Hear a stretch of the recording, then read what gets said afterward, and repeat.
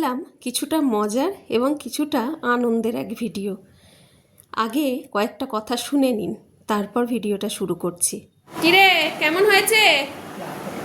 হ্যাঁ, আর সন্ধ্যে থেকে তো চক্কর কেটে কেটে রান্না করে পায়ে ব্যথা হয়ে গেল। হ্যাঁ, 100 কত? 200। ছেলে ভালো মন্দ যে কোনো খাবারই খেতে খুব ভালোবাসে। ঠাকুরের আশীর্বাদে ও আলু ভাতে ভাতও যেমনি খায় তেমনি যে কোনো খাবার। তো চিকেন পকোড়া তার মধ্যে একটা ওর ফেভারিট জিনিস।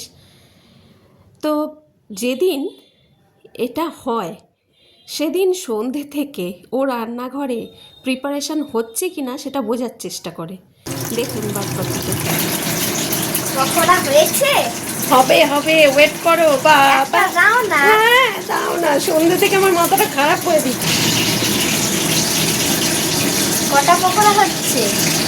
এই দেখুন চলে এসে এখন খুঁটিনাটি ইতিহাস জানছে, কটা পকোড়া হচ্ছে, কি বৃত্তান্ত সমস্ত ওর জানতে হবে, সমস্ত কিছু।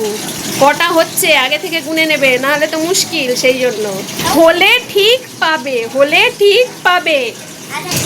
এই রে, কাঁচাই খেয়ে নেবে মনে হচ্ছে তো। যা, নাহলে গায়ে গরম তেল পরে তুই পকোড়া হয়ে যাবে। চিকেন পকোড়ার রেসিপি নতুন করে কি বলবো, সবার বাড়িতেই মোটামুটি হয়। চিলি চিকেনের জন্য সলিড পিস নিয়ে এসেছিলো বোনলেস করে, তার থেকে কিছুটা চিকেন পকোড়ার জন্য নেক্সট ডে তুলে রেখেছিলাম। আদা পেঁয়াজ রসুন লেবুর রস দিয়ে ম্যারিনেট করে দিয়েছিলাম, লবণ দিয়েছিলাম একটু, গোলমরিচের গুঁড়ো, শুকনো লঙ্কার গুঁড়ো আর কর্নফ্লাওয়ার আর ময়দা দিয়ে সেটাকে মাখিয়ে নিয়ে ভালো করে সাদা তেলে ছাঁকা তেলে লো আর মিডিয়াম ফ্লেমে রেখে ভেজে নিলাম। আপনারা চাইলে ডিম দিতে পারেন, আমি ডিম দিইনি। সন্তানের জন্য যখন কিছু বানাই সে যখন খুশি হয় তার থেকে পরম পাওনা আর কিছুই থাকে না, নিজে খাওয়ার থেকেও শান্তি তাতেই।